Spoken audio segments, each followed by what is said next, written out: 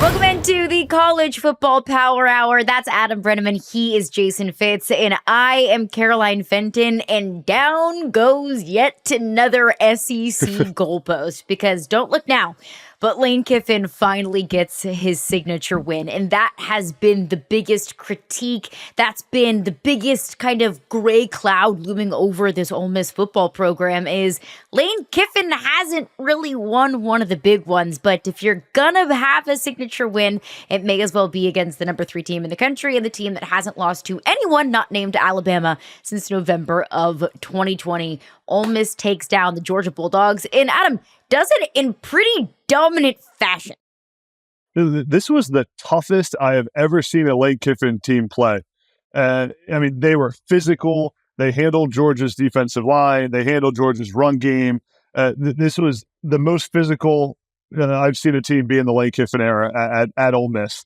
I thought that Ole Miss's defense, a good defense can really sense when a quarterback doesn't have any juice. And boy, did Ole Miss's defense sense it. They could sense that Carson Beck was back there like a sitting duck, and he wasn't playing with much swagger, ended up with 5 sacks. And Jared Ivey is such an elite pass rusher. All that money that Lane Kiffin spent on the portal, on the defensive line, came out to play. And this was a Georgia team that just hung 30 points on Texas, then scored 10 points today against Ole Miss. I thought Ole Miss's offense and the way that they were using shift and motion to give Jackson Dart indicators in that game of how the defense was playing, and then also to get the matchups they want for Jordan Watkins was really impressive. I've been impressed with Lane Kiffin and Charlie Weiss and how they've called the game, but the story is the defense for Ole Miss, and they were absolutely lights out.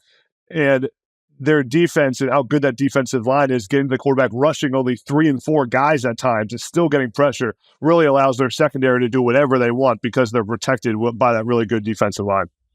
Adam, this game was everything that we've seen that's been right about Ole Miss and everything that we've seen that's been wrong about Georgia, all in one game. Like, Georgia offensively couldn't run the football. Carson Beck was a liability as a quarterback. Georgia defensively, Their secondary was suspect. These are all things we knew coming into the game, but it really hadn't affected them. And part of the reason I think most of us wanted to pick Ole Miss, and many of us did pick Ole Miss in this game, is because you knew that Ole Miss was actually going to have the tanks to go to war here. And they did. And to your point, I just don't think you can win in the Big Ten or in the SEC if you can't win the line of scrimmage. And the line of scrimmage was won on both sides of the ball by Ole Miss in this game. Let's not get it twisted. Jackson Dart and Lane Kiffin, that's a big part of why they won. But also a big part of why they won is because they affected the line of scrimmage at every snap of the ball. It was watching Georgia, who we're not used to seeing this happen. We watched Georgia get punched in the mouth, and they didn't have a punchback. They didn't have an answer. They seemed shell-shocked they were getting hit so hard, and they didn't have a way to punch themselves out of the corner. This was watching a heavyweight champion just get their ass kicked in the ring by Ole Miss over and over and over again. I don't think the score is even indicative of what a thorough butt-whooping this was. And it is crazy that we are talking today about how Ole Miss trench play is what won them a big-time football game, because it was not that long ago that Lane Kiffin was speaking with the media after they got whooped by 40 points against Georgia when Georgia ran for 300 against them last season. And Lane Kiffin explicitly said, "We are not physical, tough, or big enough in the trenches to compete with the Georgias of the SEC." So what does Lane Kiffin go out and do? Adam, you just alluded to it. You go out and you get Walter Nolan, one of the best defensive players in all of college football. You pick up Princely Mamielin, a certified starting defensive lineman in the SEC. You beef up the offensive line. Lane Kiffin identified what his team needed, went out and got it, and you are seeing the fruits of that labor. So it was 100% the Ole Miss defense, and it's really the Ole Miss defense that has been carrying this team for a majority of the season. I understand we're a week removed from Jackson Dart dropping like 750 yards on Arkansas's defense, but it was the physicality defensively. I do have to, though, give a shout out to freshman Austin Simmons. When early on, it felt like Georgia had all of the momentum. When Jackson Dart throws a pick in Ole Miss territory, Georgia turns around and scores, and then Jackson Dart gets hurt and he's off of the field for a sequence. A freshman Austin Simmons comes in and orchestrates a touchdown drive. Like when Ole Miss could have kind of tucked their tail between their legs early. When Georgia kind of smacked him in the mouth early, Ole Miss had answers. And it's not very often, or at least I haven't grown accustomed to seeing an opponent play Georgia and Georgia not have answers for that opponent after they get smacked in the mouth. So I thought that was a great coaching job from Lane Kiffin and from their offensive coordinator, Charlie Wise Jr., who also coaches up the quarterbacks.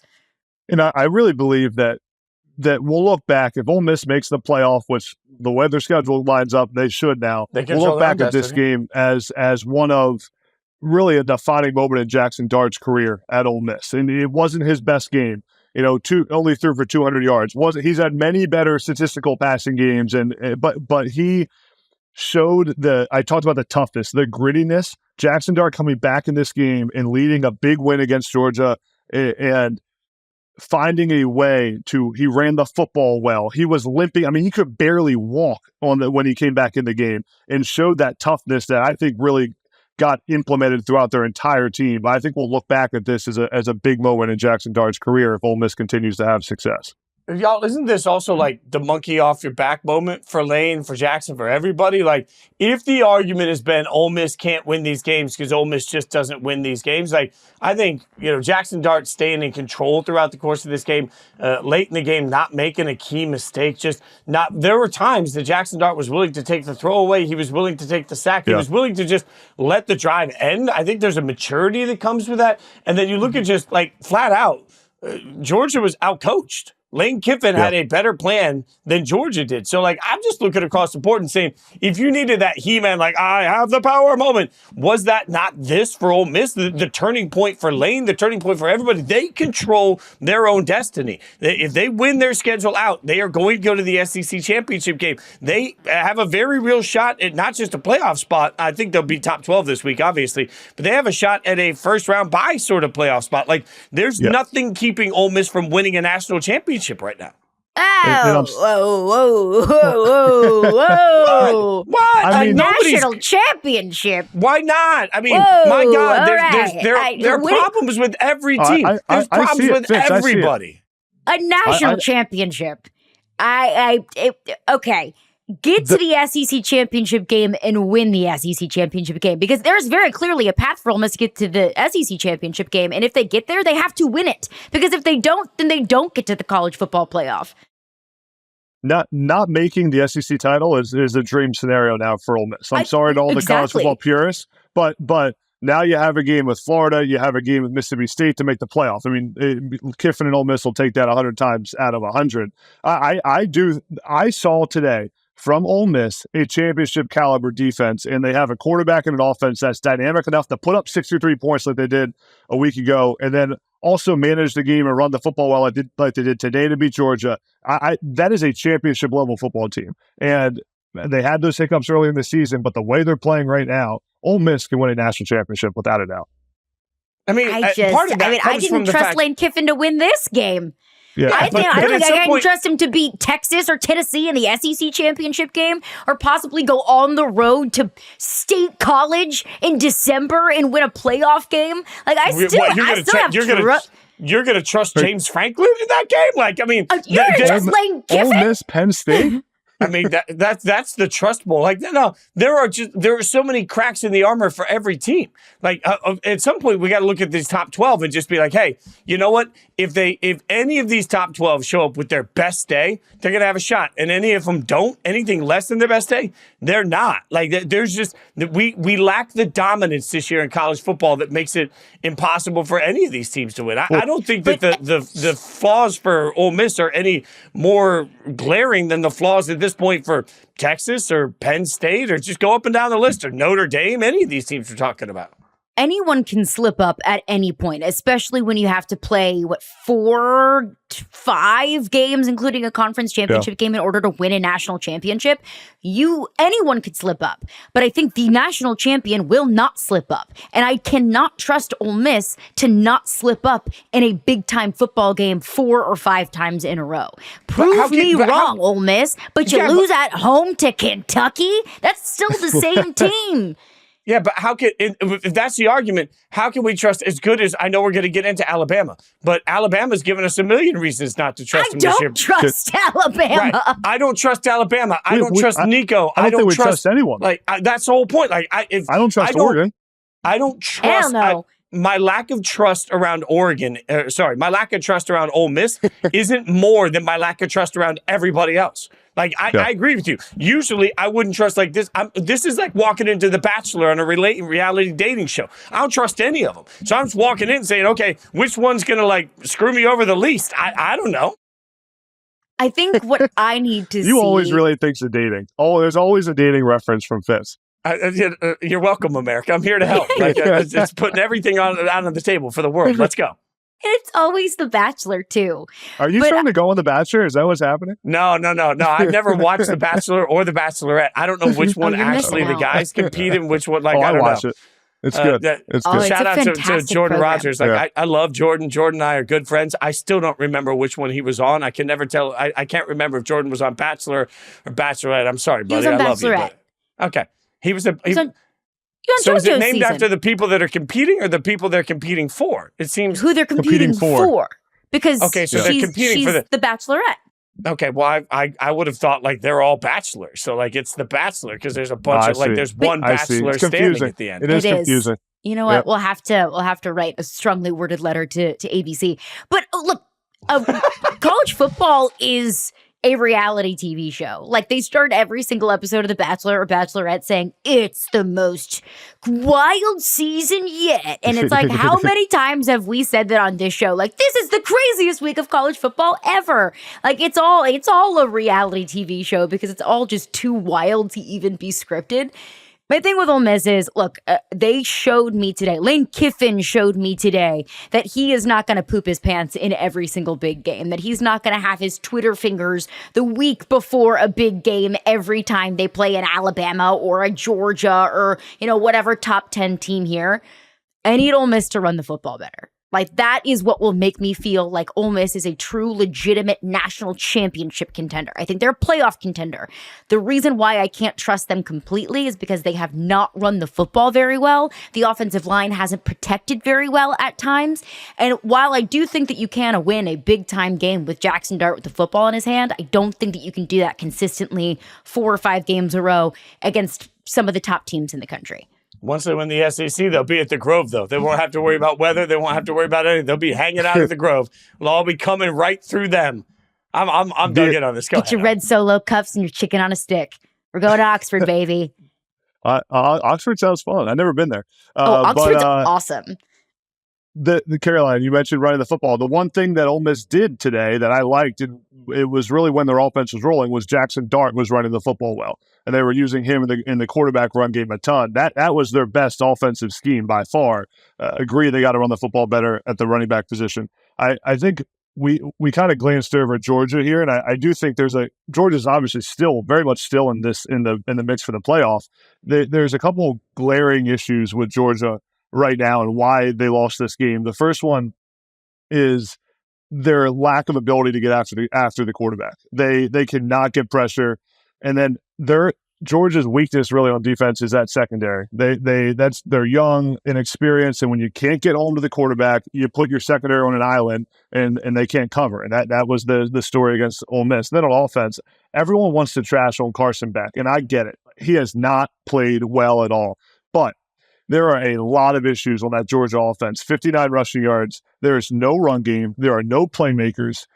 This offense desperately misses a guy like a Brock Bowers. Nothing is easy on offense. Georgia has to find a way to get some kind of screen game, perimeter passing game, bubbles, quick passes out in space to your playmakers. Nothing is easy for Carson Beck right now. And what happens then is he forces things. He pushes it down the field all the time. He's trying to win the game with every throw he makes, and he ends up throwing interceptions and turnovers. So there's a lot of issues for Georgia, but they still obviously have their opportunity to make the playoffs. What's that? So what do you do? What do you do? Because what you're saying makes total sense.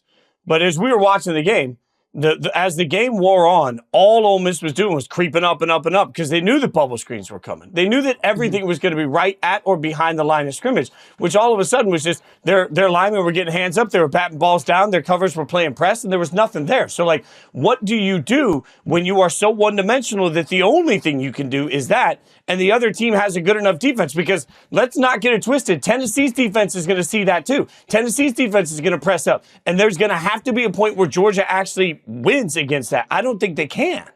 Yeah, the issue is they got to get the ball on the perimeter early in the game and then go take those shots over the top once it works. Georgia right now doesn't have the playmakers to go make those plays. There's no one that can win one-on-one over the top of the defense. But there are a couple times in this game, Fitz, that I thought, I mean, we saw Alabama do it in the game today, that do kind of run those perimeter passes and then the play action fake off of it over the top of the defense. Those passes were there for Georgia and they didn't execute on it.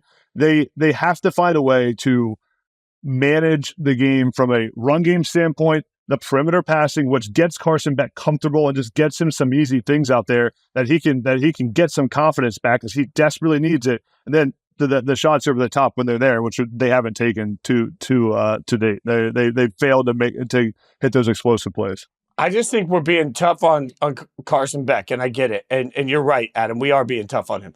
I think we should also be tough on the play calling. The play calling is not, there's nothing that I, like when you're watching it, you mentioned the motion earlier that Ole Miss is doing. You mentioned all that stuff, right? Like, how much of the game today did you sit there and be like, oh, I really liked that call. Oh, that was modern. That was fresh. That was different. Like, how often did you feel tricked by what Georgia was running? Because if I know what's coming, you know what's coming, and Ole Miss knows what's coming, at some point, I need the play calling to get some level of help to what the quarterback's trying to execute. And that's where I have to question it, like it's a chicken and egg situation. Is Mike Bobo's play calling incredibly bland because he doesn't trust the quarterback? Or is it vice versa?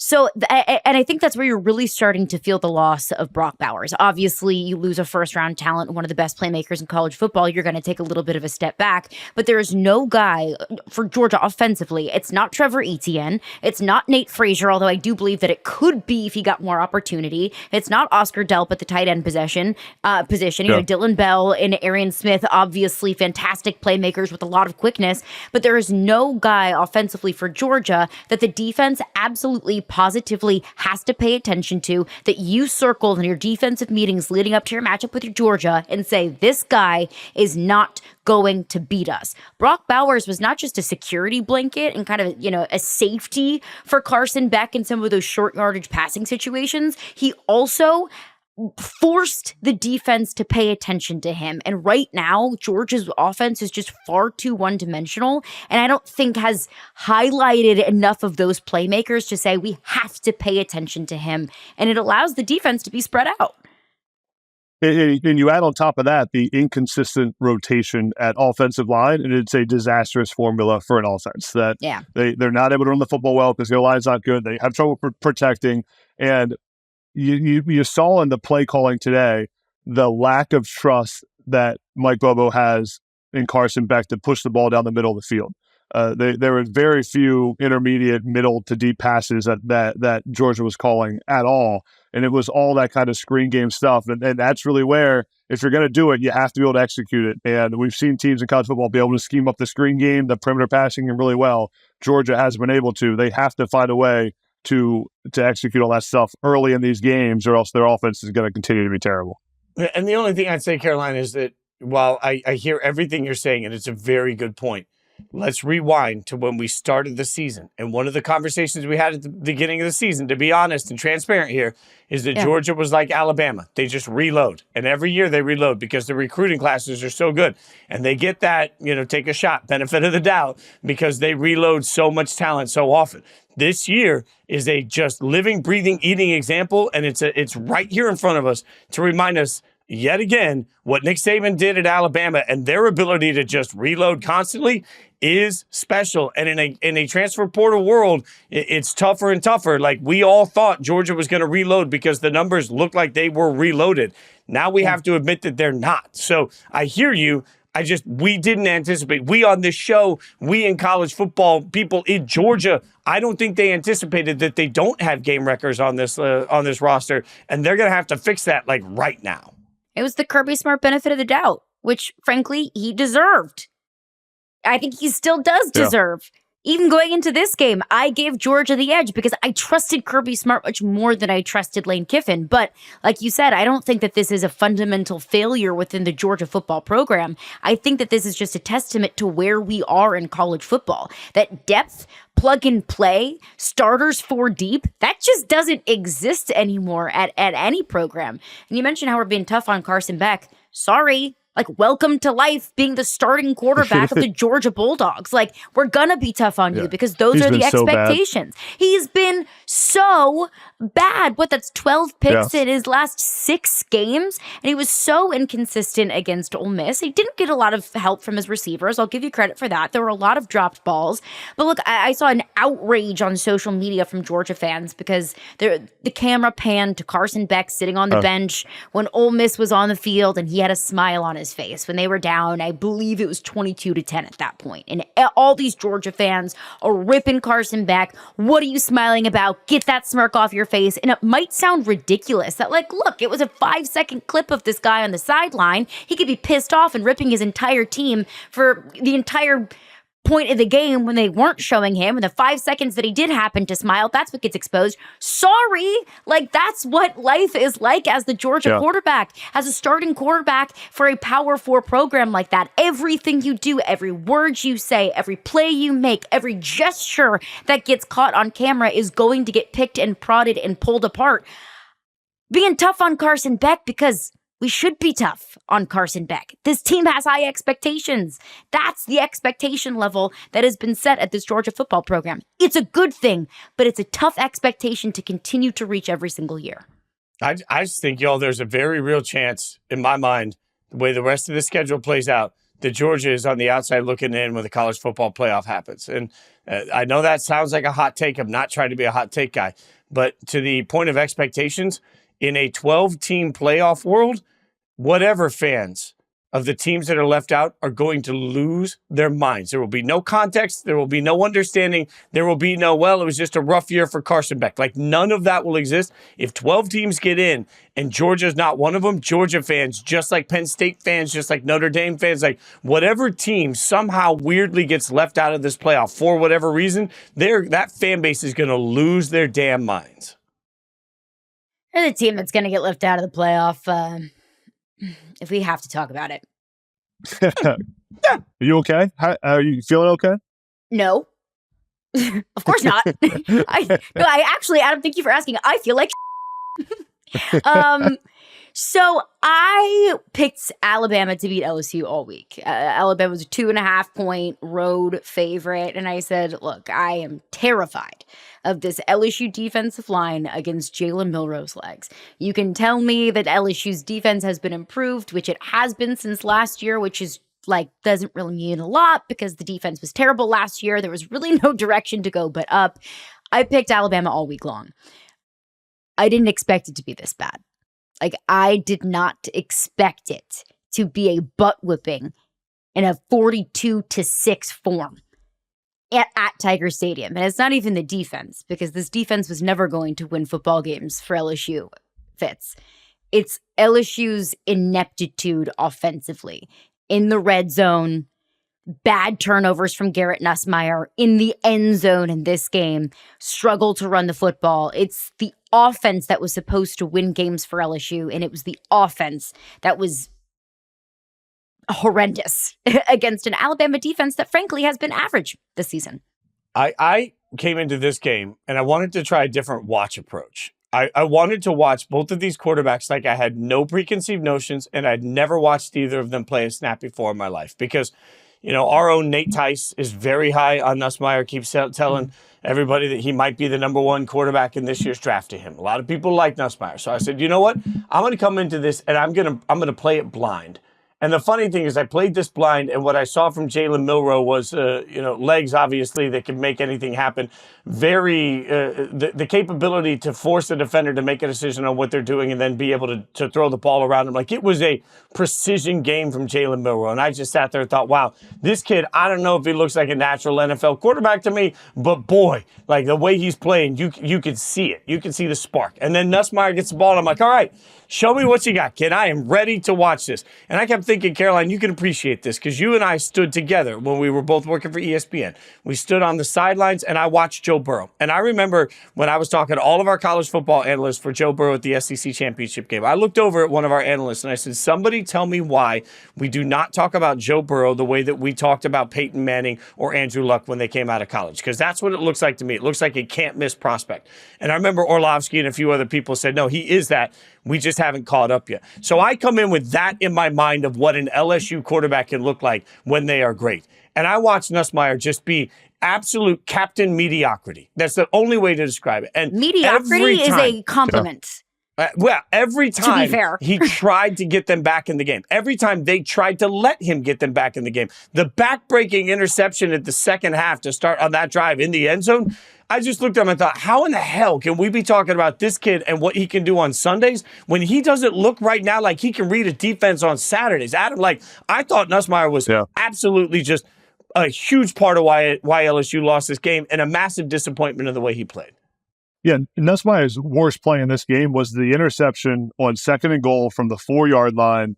You cannot turn the football over in that situation. LSU was still in the game at that point. It was a ball game, and Nussmeier was terrible. And it comes down to what I thought was really bad play calling on the goal line multiple times by LSU. First drive of the game, LSU had 1st and goal from the 6. And when this series of plays played out, I was like, this is gonna be a long game for LSU. Very first play, 1st down on the 6-yard line. They run a play action and roll out. It's a 1-man route. Nussmeier sails it out of the back of the end zone. Now 2nd down, they don't get the play call in, call a timeout. They look disorganized. Nussmeier's looking at the sideline, not knowing what's going on. Then they run the ball on 2nd down. At that point, you don't run the ball on 2nd down because you're on the 6-yard line. You're going to if you get stuffed, you now got 3rd down, 1 play, and then you could get a field goal. So once you run play action first play, you got to throw with the 2 other downs on the 6-yard line. So they run the ball, get stuffed. Now it's 3rd and 6 on the 6-yard line, run a hitch route, and it's incomplete, kick a field goal. And at that point, I was like, man, bad start to the game, unorganized in the red zone on the goal line where you can't be unorganized. You should never be unorganized on the 6-yard line. And Garrett Nussmeier didn't complete any passes, was making the wrong reads, and sailed 2 balls out of the back of the end zone. So that was the start to the game. When that happened, and then the other goal line play, the goal line drive when Nussmeier threw the pick, that combination was why LSU lost the game. They were in the game on those 2 goal line plays. Well, and that first drive that you were just talking about at the Alabama 6-yard line. So Caden Durham, young freshman running back for LSU, he got them in the red zone on a massive 45-yard pickup on the ground. You're in the red zone. You're running the football on, I believe it was, let me pull up the box score here. It's 2nd and goal at the Alabama 5. And Josh Williams is carrying the football. Josh Williams is a 6-year vet at LSU. But what the hell is he doing carrying the football with Caden Durham on the bench when he has been the most explosive runner on that football team, not just on Saturday night against Alabama, but the entire season? Like, that has been something I've questioned in terms of play calling. That was what we saw all night long in the red zone. Whenever they ran it in the red zone, it was not with Caden Durham. Have your best players on the field in your most critical moments always. It's a great point. And my question, though, is why are they running the ball there on 2nd and 6 when they threw an incomplete pass on 1st down? If you're going to run the ball, run it on 1st down. And then you got 2 downs and throw the football and try to get in the end zone. I hate the reverse play call there of play action 1st down, then running it on 2nd down. It makes no sense. And it ultimately puts Nussmeier in a bad spot as well. On 3rd down with drop back, everyone knows he's throwing it on 3rd down, puts your quarterback in a bad spot. Yeah, and part of this is you knew you were going to have to go blow to blow with Jalen. Like you had to know coming into it that their strengths, and this is just sometimes life, like in the NBA, sometimes matchups make series, and the better team doesn't win, the matchups win, right? You had to know coming into this game that the matchup, your weakness on the defensive side of the ball, if you're LSU, is, man, people can run all over you, and you know that. And now you're taking on a running quarterback that truly is gifted with his legs and has a second gear that you're not ready for. Like, you had to know that you were going to score a bunch of points. You had to have a better game plan for red zone offense, particularly coming in, because you know that those trips have to result in touchdowns. There is a star being born in college football right now in the coaching world, and it's Nick Sheridan, Alabama's offensive coordinator, because you want to see how an offense is supposed to perform in the red zone and how they're supposed to use their playmakers. It's what Alabama did in this game. The way Nick Sheridan schemes up the run game for Jalen Milroe is a piece of art, and everyone knows Jalen Milroe is going to run the football. But what he does almost every time Jalen Milroe runs the football, it's not what we normally see quarterback run game look like in college football, where it's zone read, quarterback pulls it, and the quarterback's out on the edge by themselves. Almost every time they're in what I call, what football coaches call the +1 run game, where they have the running back lead blocking for the quarterback, so the quarterback then can have a two-way go following that running back. So even if they do the zone read, so they'll fake the handoff to the running back peels off aware of that fake and then goes and becomes the lead blocker for Jalen Milroe. So that gives you an extra hat. Normally, the quarterback hands the ball off and he just watches the play. Now with that running back, you have the extra blocker. And that's what they've done so well for Alabama's offense. And Nick Sheridan has so many different formations, so many different looks. And then the best part of Nick Sheridan in his game calling plays, he has such good feel of when to call shots. In this game, after the game got delayed, when LSU fans threw the bottles on the field, to come back with the reverse to Ryan Williams right after that happens, unreal feel as a play caller. When a lot of play callers would just hand off inside zone to get their guys back into the game, he calls the reverse. It's an explosive play to Ryan Williams. So I'm a big Nick Sheridan fan, if you can't tell. I think he's done a really good job. And Bama, he's got that offense rolling. And Jalen Milroe now probably right back in the Heisman favorite odds. I mean, if Alabama keeps playing well, Milroe's up there in the Heisman conversation. It's always the game against LSU where Jalen Milroe's Heisman Trophy odds skyrocket. I mean, like, in the last 2 years, Jalen Milroe has run into the end zone, I think maybe 37,000 times against LSU. It was last year in Tuscaloosa where it was like, is anybody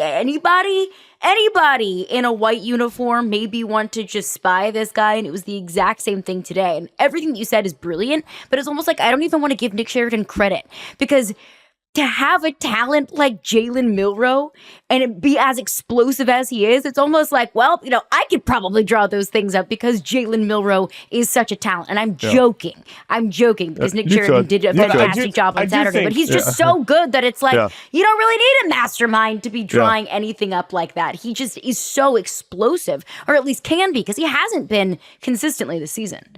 But he was today not just explosive, he was patient, which was really cool to see. Like, there were several runs that he got into the line of scrimmage. He waited until whoever was trying to spy him committed. Then he just outran him. Like, I think that's the 0 to 60 sort of Porsche effect of Jalen Milroe was really on display today. But I just thought his patience in letting everything develop in front of him, letting those blocks get around him, and then, bam, exploding out was like, that was brilliant. I don't know how you stop that. And that's one of those things. I heard an NFL analyst the other day talking about how there are certain players, no matter how many times you see them on tape, when you get on field with them, you're like, oh, I got this. And then you suddenly realize you don't got this. I think that's what happened here. Like, they're looking at it, they're like, I got Milroe. I understand what to do. And then all of a sudden, he takes off. You're like, up. He's faster than I thought. Like, that's just happening over and over and over again. Yeah. And this is like an existential crisis kind of time for the LSU fan base, because this was just so perfect that this game went the way that it did with the stakes that this game had. It was so perfect that Alabama and LSU were playing for an opportunity to get to the college football playoff, because that's what Alabama and LSU games have been since Nick Saban left to LSU. It's been LSU and Alabama, and the winner of that game advances to Atlanta to get to the SEC championship game and will probably find themselves in the national championship game.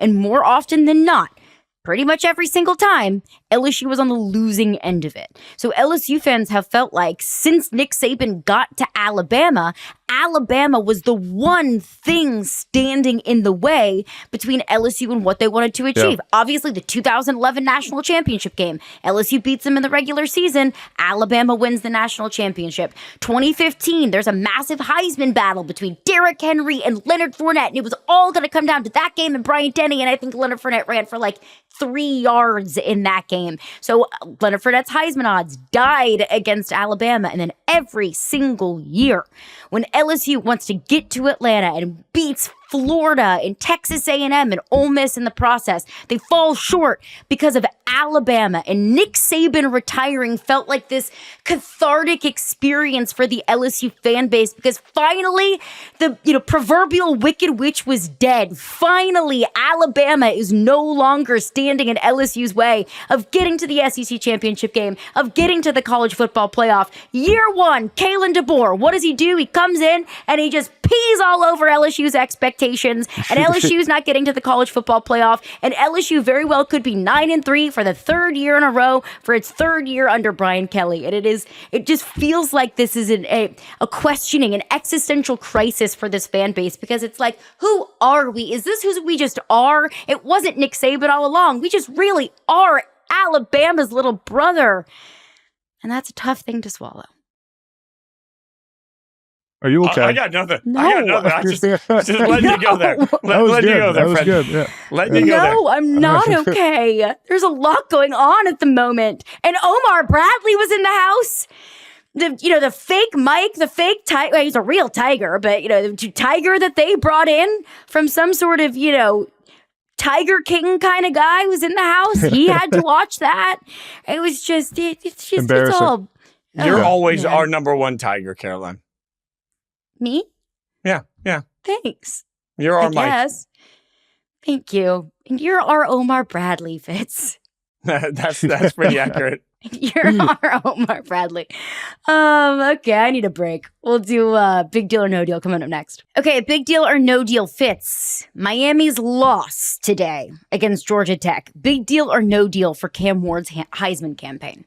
I think no deal because we expected at some point that Miami would simply fail Cam Ward, which is what they did. I mean, they've asked him to be Superman and Hercules every single week. And I'm sorry, it couldn't get done this time, but there were receivers that dropped balls. There were moments where he was running around like a chicken with his head cut off as usual. And what do you know? His defense couldn't get him off the field. So it was a pathetic effort by Miami. So it's a big deal for them. But for his Heisman hopes, I didn't walk away at him at all saying that I thought any less of Cam Ward in this game. Yeah, Cam Ward didn't have an interception today. He did fumble the football to end the game, but he just wasn't able to be the hero this week and will his team to 50 points in a win like he has all season. I don't think one loss affects his Heisman hopes very much at all. I mean, Jaden Daniels went 9-3 last year, and there's nobody of Jaden Daniels' caliber in this race. No one even close to Jaden Daniels' caliber in this race. So I don't think it affects it very much. Caroline, what do you think?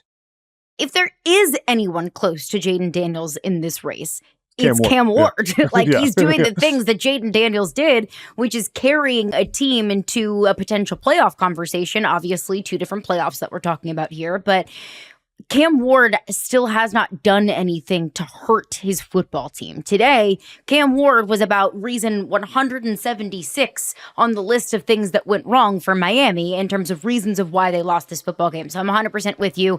I don't think that this should have hurt Cam Ward's Heisman odds. And I think that also has something to say about the Heisman race in general. That it feels like is it really anyone's opportunity, that there's not one clear front runner. But if it is coming out of today, frankly, it's still Cam Ward for me. Okay, Big Deal or No Deal, Adam. 7-2 Colorado. Don't look now, but with a win over Texas Tech, they now hold the number 2 spot in the Big 12. Yeah, I mean, went out and they're in the Big 12 title game and a shot at the playoff. Who would have thought when this season was in the early stages we'd be talking about Colorado like that? But Shedeur Sanders has played lights out. The best part, though, is this Colorado defense has really come into their own over the last three games. Since that Kansas State loss, their defense has been great. Forced 3 turnovers against Texas Tech on Saturday. So big deal. Colorado is right in the mix, and we could be talking about Colorado in the college football playoff. Could you imagine the frenzy that would ensue if Deion Sanders is in the playoff? Yeah, well, and by the way, I think the big deal of this, it is a big deal. They're 7-2. The biggest deal is that they started this game in a hole, and then fans are throwing things on the field, which has become, I feel like, a stupid tradition. But through all of that, Colorado kept their cool. Like a year ago, we were talking about press conferences and, how Shedeur was handling them and all these sorts of weird conversations that had nothing to do with the actual product on the field. This year, we really haven't had those conversations. And why? It's because Colorado seems to be wildly focused on one thing. That's getting better at winning football games. And to Adam's point, I think Carolina, they've done that. Defensively, their offensive line's playing well enough now at least to keep Shedeur upright. He's getting the ball out. Like, this is a good Colorado football team at 7-2. So it's a big deal. But to me, it's the biggest deal that they kept that composure. Fans were throwing things on the field, and Travis Hunter was just stuffing them in his pants. Did you see that? Somebody threw a tortilla on the field, and he just picked it up, stuffed it right in his pants, which, feels nasty. Feels a little gross. Pretty gross, but I'm not going to question his process. Whatever works for you. We all celebrate Saturdays different. Yeah. I mean, just save it for later. Maybe he's going to make a quesadilla later. I don't know. I'm not going to yuck anyone's yum. That's disgusting. Fitz, 9-0 Army. But keep in mind, it was a close win over North Texas. So is it a big deal that Army is 9-0? Is it a big deal that Army maybe didn't pick up some of those style points that really could have helped their potential playoff resume? That's where I think this becomes a big deal because they're barely in the top 25, as we know. I think they were discredited. I think a little disrespect to that first ranking from the playoff committee. But if they re-rank every week like a fresh, clean slate, struggling to beat North Texas, which has a great jazz program, but not a great football team. Like, that's not going to help you stay. Yeah, one of the best in the nation. That's not going to help you stay in the top 25. Like, and Notre Dame needs them. Notre Dame needs this resume tick. They need them to stay in the top 25, Adam. Like, I don't think it's as simple for Notre Dame as we've talked about a million times. So Army with a really lackluster game, and the committee already told you they didn't respect him. You're not going to get more respect out of this. And a team like Vandy that was left out is going to be looking around saying, hello. Yeah, it's a big deal that Army's 9-0. I don't think it's that big of a deal that this game was 14-3 final score. Listen, if Army wins out, it's going to include a win against Notre Dame, and it's going to mean they're in the college football playoff. If not, then if they lose to Notre Dame, even if they win the American Conference and Boise State is what wins their conference, Boise State's going to be in the playoff. So for Army, it all revolves around the game in 2 weeks against Notre Dame, and the reason this game was close against North Texas is Bryson Daly, their quarterback, threw an interception. And you guys know Academy football, and you guys know I know their team very well. If Army's going to win games, they cannot turn the football over. And that goes against everything they do and how they try to win the game. Throwing a pick in this game for Bryson Daly was the reason it was a close one. They still won 14-3 and really dominated on defense. Their offense just wasn't explosive as we've seen. But 2 weeks from now, Army, Notre Dame, I think it's going to be a great game because I told you guys last week, Notre Dame has already played a triple option Academy team. Army's going to see how they played them. They're going to have an advantage from the film study standpoint. I think Army's going to have a chance to upset Notre Dame. Carson Beck and Garrett Nussmeier wouldn't survive a day at Army. Interception machines. But you're right, Adam. I mean, like, in the grand scheme of things, is a 14-3 win a massive deal? No, it's not. Win out, and you're going to put yourself in a good position. But what is the big deal is how good does it make you feel about Army to be able to beat Notre Dame in 2 weeks after only putting up 14 points against North Texas? Now, again, you beat Notre Dame. None of that matters what you did against North Texas. But now looking ahead to the biggest game remaining on both of their schedules, both Army and Notre Dame, just doesn't breed a whole lot of confidence. Hey, guys, real quick, Fitz and Carolina, is that statement correct? If Army wins out, they're going to include a win against Notre Dame. They'll be ranked ahead of Boise State, don't you think, who lost to Oregon? No. An undefeated Army team over a one-loss Boise? Undefeated Army that beat Notre Dame? Yes. I think so. Why would Boise State fall in the rankings? Like, Boise State would have to be jumped by Army and everybody else, right? Like, Boise State was 12 right now in the rankings, right? So 13. Boise State was 13? Excuse me. No, they are 12. I'm sorry. SMU was 13. Boise State was 12. And this week, we're going to see all sorts of things shift around them. They may even have the chance to climb up in these rankings, even though they didn't look particularly great in the win over Nevada. I have a hard time thinking Army goes all the way from 25 to 11 by beating Notre Dame. Like, Notre Dame's not that valuable of an opponent. an undefeated, like if we fast forward to the end of the season, and Army is undefeated, that would include a win over Notre Dame and a win over Navy, which I don't think a win over Navy looks as valuable today that it did maybe a couple of weeks ago, but still, I think a 12-0 Army team with a win over Notre Dame, I think absolutely leapfrogs Boise State. Why would they not? Because the committee's already showed us that they're not completely convinced with Boise State and what they've seen. They are the most convinced about Boise State than any other group of 5 team. But I don't think the committee would bat an eye twice at dropping Boise State out of the top 12. I have a hard time seeing 25-12 as a raise. That seems like a lot. And I have a hard time seeing a 12 to 13, 14, 15 lowering for Boise. Boise, if they win out, Boise's also going to have the Mountain West title game. I don't know where they value whoever they'll take on in the Mountain West title game, but they will have a Mountain West championship game they will have won also. Yeah, and I've been saying for a while that Army wins out, they're in the playoff, and I started thinking, jumping to 12 would be a big jump, and also the Navy game would not be included in that, because they play the week after the selection Sunday. Navy's not a conference game, so Army only gets Notre Dame and UTSA, 2 games left on their schedule to move all the way up there. So I think it'd be close. It'd be interesting to see how it plays out, and since Boise State has that loss, and Army would have the win against Notre Dame, but we'll see. It'll be fun. Would it be crazy if both get in? Like, is that completely inconceivable with the amount of cannibalism that we've seen in some of the Power 4 Can we leave an undefeated armed services team out in an election year where we just need America? We all want to come together for America? That is awfully un-American. Yeah. I feel like it. Caroline's obviously talking to the committee. She's spreading her un-Americanism. No, exactly. Yeah, just a whole lot of, anti-American sentiment when all I said is Navy ain't played nobody. Also, if we're going to bring up, actually, it was not a bad take of mine, just a past take of mine. If we're going to bring up past takes, how is that potential Florida State upset take coming, Adam? Someone, you had to bring that up? I said I had to at some point. I had to. I'm pretty sure what I said is that Penn State and Notre Dame were on upset alert this week, and Penn State won 35-6, and Notre Dame won by a lot. I don't know what the final score was, but it was 52-3. It was 52-3. Everyone just fade what I say on the prediction portion. Man. Mike Norvell sounds like he was looking at LinkedIn for job opportunities in the second half, the way that thing went. Billy Napier was like, "Oh, your athletic director didn't put out a statement on Twitter saying that your job was safe." That's amazing. Sucks. That's the real battle for the state of Florida is which coach might get on the hot seat or might get fired first. Okay, quick break, and then we'll raise a glass coming up next. Let's raise a glass and also pour one out a little bit. Jason Fitz, who are you raising a glass to?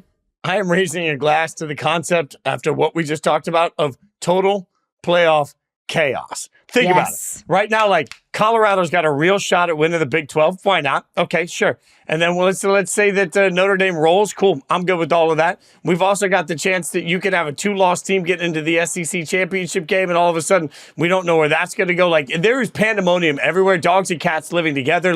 We're trying to figure out exactly what this looks like. And to me, chaos is the real scenario. What if Boise State takes a loss somewhere? What if Colorado wins the Big 12? Where we sit on any of the other group of 5 schools that are, not part of the Power 4s, we want to say now, where are we on all of that? And then how are we going to get these division champions in a way that makes sense? Because now that we've got, or conference champions that make sense, because now that I don't have I can't say that Colorado's out of it for sure. That's a weird element of it. I can't say I watched Texas today and thought, man, Texas is a shoo-in. Texas A&M has a real shot of winning the SEC, and they weren't even in the initial top 12 rankings. Total chaos is what I'm raising a glass to. I saw someone tweet today that it's very possible, and it's true when you look at the schedule, that we're going to end up with Ole Miss, Georgia, Tennessee, Texas, Texas A&M, and Alabama all at 10-2 with their records. Now, obviously, their conference records will vary, but what do we do then? I mean, that's what, 6 teams at 10-2 in the SEC. It's going to be chaotic. Who gets left out? Whoever gets left out is the one that gets royally screwed in their trip to Atlanta. Exactly, in the title game. Yeah. Which is why I'm pouring one out to the SEC championship game loser. Because you're going to go into the SEC championship game knowing damn well that if you win this game in Atlanta, you're headed to the college football playoff. And if you lose it, you're probably not going to get into this thing. I know there's a lot of variables, who else wins, who else loses, but I have a very hard time believing, and not everybody in the college football community agrees with me, but I'm steadfast. I have a hard time believing that from any conference, a 3-loss team that loses that third game in the conference championship game will not be dinged. I have a hard time believing you can still get into the college football playoff this year with 3 losses. So it becomes a great thing. I don't want to make the conference championship game. I said, let me stay out of it. You guys fight. Yeah. You do think that you can get into the college football playoff with 3 losses? I don't know. I think you can't. Oh, I thought you were making the argument for it. I'm with you. I don't see a path unless it is something like a 10-2 teams in a conference championship game, and it is incredibly hard fought and it is incredibly even, and there's a very fair argument to be made for that 3rd loss team to get into the college football playoff. But even that, I think, is a little bit of a stretch. Yeah, because you're going to have all sorts of 2-loss teams from the SEC that didn't play in that championship game that then are going to sit there and say, well, we went through the SEC gauntlet. We only lost 2 games this season. Like, it's not fair, but fair is where a pig gets a ribbon. Like, it's just the way it's going to work out. Well, speaking of teams that should try to avoid their conference championship game at all costs, I'm going to raise a glass to Indiana, who's still undefeated. Beat Michigan today, 20-15. I don't care how bad Michigan is. It's a helmet sticker win. That's a program win when you beat Michigan. Championship teams have to win games like the one Indiana won today, when you kind of get crash tested a little bit. Indiana needed to win a close game. Their special teams came up and had a big punt return in this game, made a couple field goals that were crucial to winning this one by 5 points. Their offense didn't play great. Curtis Rourke was 3 of 10 in the second half of this game. But defense, special teams made up for it, and Indiana found a way to win the game. Defense played well and got a stop on the final drive when Michigan had the ball. But side note, brutal clock management by Sharon Moore. They had a chance to win that game. He blew it. But Indiana played great and got it done when it wasn't pretty early in that game. So raising the glass to IU, baby. You said, like, fireable clock management. Yeah, it's really bad. You cannot let 25 seconds just run off the clock and then call a timeout like, oh, damn, we should have done that earlier. Like, you can't do that. And helmet sticker win. Like, what this version of Michigan, like, we could put on the stickers and go out. Like, what do we do? They have no passing offense at all. This is the most one-dimensional Michigan team we will ever see in modern football in our lives. This is the most one-dimensional team, not Michigan team we will ever see in our lives. It's Michigan. They won the national championship. Some version of Michigan with like eight remaining players. History by now. Like, none of those coaches, a few of the players, like the water boys, probably not even the same. You guys just love hate on Indiana. I mean, let Indiana just keeps getting it done. All different ways. Don't put this on us. Don't you dare put the Indiana hate on us. Michigan is a bad team. I don't know I don't care how many national championships they have. I don't care how many seats they have in their stadium. Michigan is bad. We've been talking about how bad Michigan is. Now, we have been talking a lot about brand bias in the first initial college football playoff rankings.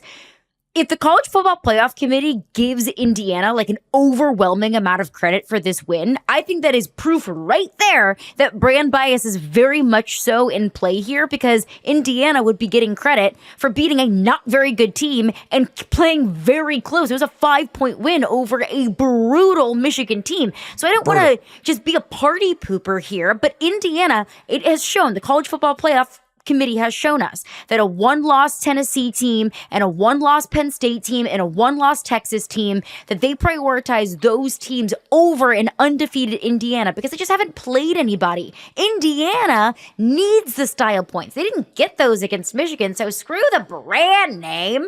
They're not a good team. The important thing here is that Indiana showed that they can win a game different than how they've won throughout the previous part of the season. And that is the part that encouraged me about Indiana for the rest of the season. And if they're going to run the table, if they're going to have a shot against Ohio State, they're going to need their defense and special teams to play well. Maybe if the offense isn't great that day. That was what I was encouraged by, and still a good win against Michigan. Yeah, when Ohio State rolls in by 21, this whole conversation will end. I know. It'll be bad. Conversation will end. I am let's pour one out for a team that didn't play so well.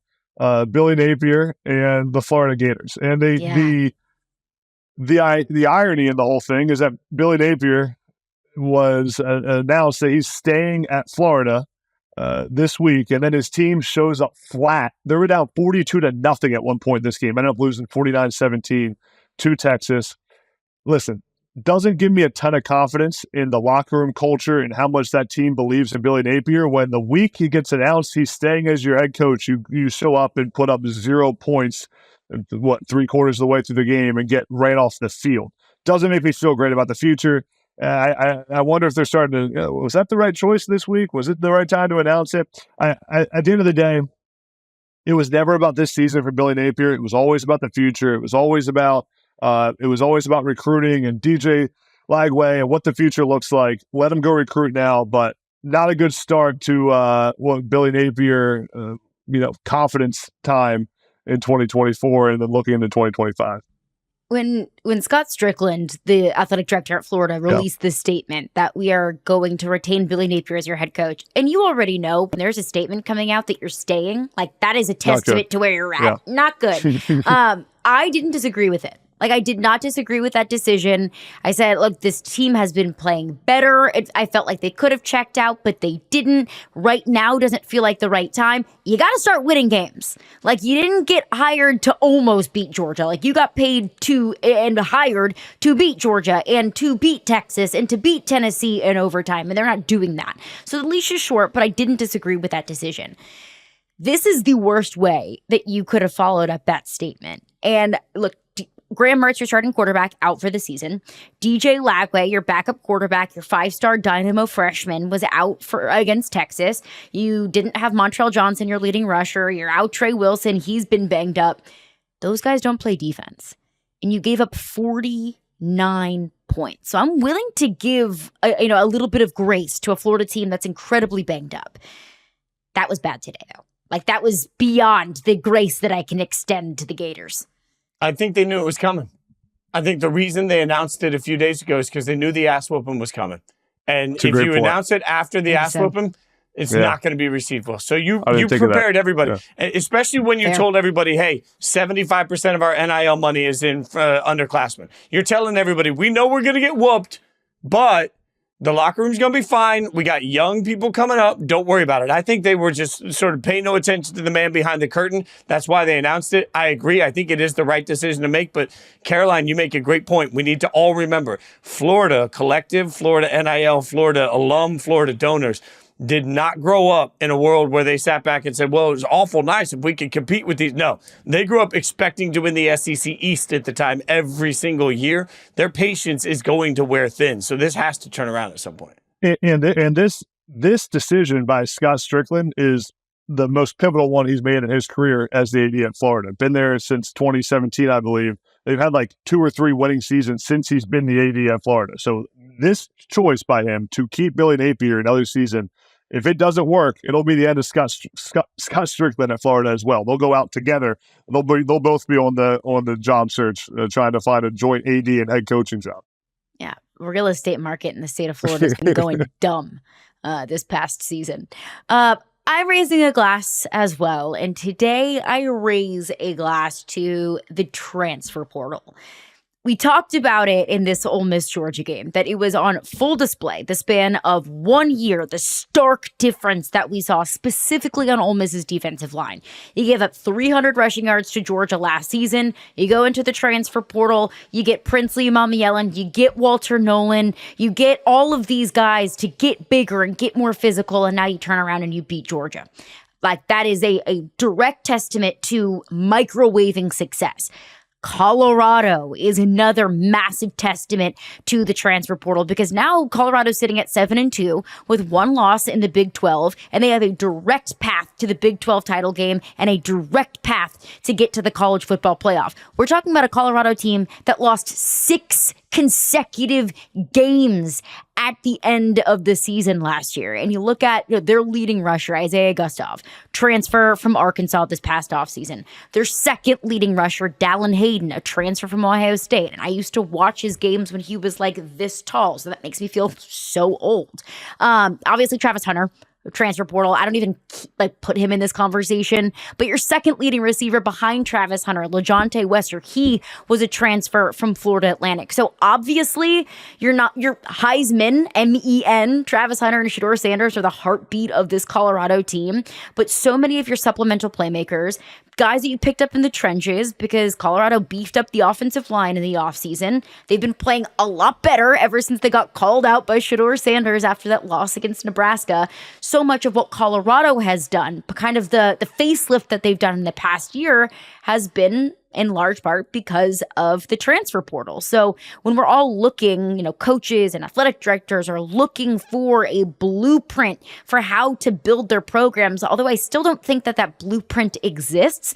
Ole Miss and Colorado and where they stand right now in their seasons are an example of maybe we should be focusing more in on the transfer portal and the transfer portal rankings rather than recruiting out of high school and recruitment rankings. Yeah. When industries change and rules change, the people that adapt the fastest are the ones that get the biggest advantage, and that's been Lane Kiffin and what he's done at Ole Miss. I mean, and Deion Sanders, you mentioned in Carolina, and how fast that program's turned around. I mean, they've taken advantage of it. Lane Kiffin has not been apologetic about it at all. I love how I saw something he calls it shopping. He's like, we're shopping for a new defensive line. It's literally embracing the fact that they're just paying for a great defensive lineman and great players in the portal. I also love the portal, just the stories it gives us in college football, the second chance it gives guys, the fact that we're asking high school kids to make the right decision the first time they're 16, 17, 18 years old making a college choice. The fact that we expect them to get that right every time was ridiculous. Now it gives guys a second chance. Think about some of the quarterbacks in college football right now, transfer portal guys, Will Howard, Dylan Gabriel, Kyle McCord, Cam Ward. There's so many of them. I'm missing a bunch right now, but that are playing at a high level. And, Will Rogers at Washington. So many guys that get a second chance when maybe things didn't go well. They needed a fresh start. Look at Dylan Gabriel. Was about to get beat out. Now gets to play for a national championship contending Oregon team. It's cool for college football and for the players. It's also amazing for kids. Most of the kids that you just mentioned are not going to play on Sundays. So they get the chance to play the sport they love longer because of this. They get the chance to make some money during this process, which is a beautiful thing. And they get the chance to stay in, right? I think it's really amazing how it really shapes and changes the lives of these kids that won't be playing on Sundays. We spent so much time constantly talking about what it means for the NFL. But when you just look at the sport of college football, I love it. And this is why so many programs now are adding essentially a GM, a person that's looking at their money. What do they have to spend? And then a scouting department that's just looking at other college kids. Just like NFL teams have a pro scouting department and a college scouting department, you end up with a world where you have, high school recruiting on one hand and you have college recruiting on the other. That's real for the next century of college football. That's modern college football. And I love every ounce of it. Instead of sitting there complaining about it, I love programs that are saying, okay, these are the new rules. Let's make them work for us. Because now in today's world, if you find the assets and you can put the money out there, you can create anything as long as you do it the right way. As long as you do it the right way. Because there's a cajillion examples of either players transferring or coaches building their roster through the transfer portal, and it just doesn't work. And then now you're, begging and pleading to some of these collectives and boosters asking for more money to get more players in the transfer portal. And the response might be, well, we did that last time and see how it worked out. So it's doing it the right way, I think is the key. Yeah. Also pouring one out. I know a lot of times we use this as kind of like a funny way to poke fun at a bad day for a team, but a real story that I think we should be monitoring. Nico Iamaleava took a really hard hit against Mississippi State just a couple of minutes before halftime. He did not come back out after half, and he was ruled out for the rest of the game in the third quarter with an upper body injury. I've heard some rumblings of what it might be. Nothing's been confirmed. So just something to watch, something to monitor, especially with a massive game against Georgia coming up next week. Pivotal game for both of their seasons. So like a true genuine, not even like a funny sarcastic, a true genuine pour one out right now for Tennessee if they are not with Nico Iamaleava moving forward, but hoping it's something that he can recover from in the next week. And Josh Heupel did say at the press conference afterwards, the quote is, "We anticipate having him ready for next week, precautionary measure at halftime." So we don't have a full update, Good news. But they are at least, that is right now. It certainly didn't look precautionary from the hit. It was a bad hit. It was bad, yeah. It was bad. But Gaston Moore, their backup, was kind of lighting it up, which, it's Mississippi State. They have truly one of the worst defenses I've ever seen. And I watch LSU, so that's saying something. But I mean, what did we also what quarterback room has Nico and Gaston? Like, it's just whatever happened to Danny and Joe, Disney movie, John, quarterback room. I mean, where's Jack and John? There were 6 Gaston's Jasons in my class. Name. Dude, Gaston's one of the coolest names of all time. It's cooler if you pronounce it Gaston. I may name my it's Gaston. Too close to Gaston. Gaston Moore. I just Googled Gaston Moore as we were talking about him, and he's from Hilton Head Island, South Carolina. I did not know that. I mean, he sounds like a guy from Hilton Head Island, South Carolina. That just sounds really like does. Gaston Moore, Hilton Head. And he better be good. Like, if you name your kid Gaston, he better be good. Like, because from the outset, that's either going to be really pretentious or really athletic. He's got to be a quarterback. There's no way he's a linebacker. Like, these things are predetermined by that name. Like, Gaston Moore has got to, he's going to have that pressure to succeed day one. The same thing with Stetson Bennett. Like, you can't have, that is a fraternity ass name. Like, that is an old money country club Sigma Chi ass name. You better be good if your name is Stetson Bennett. The fourth. Yeah. No. Stetson Bennett the fourth. Yeah. It's an extra little sprinkle. I could go through this all day. The college football first team, all name team, the coldest to ever do it, Crawford. One of my personal favorites. You have to be good if your name is the coldest to ever do it, Crawford. I just want to name a fat, unathletic kid that just to throw everybody off. If you named your kid first name Nothing, and he's fat, and his name's Nothing Fitz. Oh my gosh, that's just yes, unfortunate. If I ever have an accident, I'm naming him Nothing. There we go. I don't know if it's a good look or a bad look, but it's a look indeed. Did you guys see this alleged Miami player that was in line at the varsity ordering food after Miami lost to Georgia Tech? He's wearing his pads, right? Full pads. And dude, it's so gross to not shower after the game and go to the restaurant in your pads. That's ridiculously gross. He even has a towel hanging off of his pants. It's like he walked straight off the field to the varsity. 4 quarters of football in Atlanta. It's swampy for sure. I don't know, because I did see in the stands, there was a Miami fan dressed head to toe in uniform. Pads, helmet, gloves, everything. And there has to be no worse feeling than getting all dolled up and done up with your face painted and a ridiculous outfit for the game just to lose. That's gotta be the most unfortunate, walk of shame out of the stadium. So that could be that Miami fan. Not confirmed whether or not it was an actual Miami player. I've dressed up in my younger years to go to a game. Doesn't feel good to leave. No. Well, you're a Raiders fan. Everybody does that. Yeah, it's fair. I tried it once. It wasn't for me. At least you tried it. Yeah. That's all you can do. Try it out. Not for you. That's okay. Okay. That's going to do it for us today. He's Adam Breneman. You can check him out on Twitter at Adam Breneman81. He's at Jason Fitz. You can find me at Caroline Fenton 1. Always appreciate you guys for stopping by the podcast. So like it, subscribe, review it, tell your friends about it, do all that stuff. Shout out to the Indiana fan who proposed to his girlfriend on the big screen at the Indiana game. Every day with Natalie feels like 10-0. So congratulations to Natalie. Tell Natalie about the podcast. Congratulations to her. But we'll be back on Tuesday. Do we know that she said yes? She might have said no. Well, if she said no, then congratulations for getting out of that, Natalie. So either way, bright future ahead for her. But we'll be back on Tuesday night and Wednesday morning. We'll have an instant and immediate reaction to the second edition of the College Football Playoff Rankings. We're out.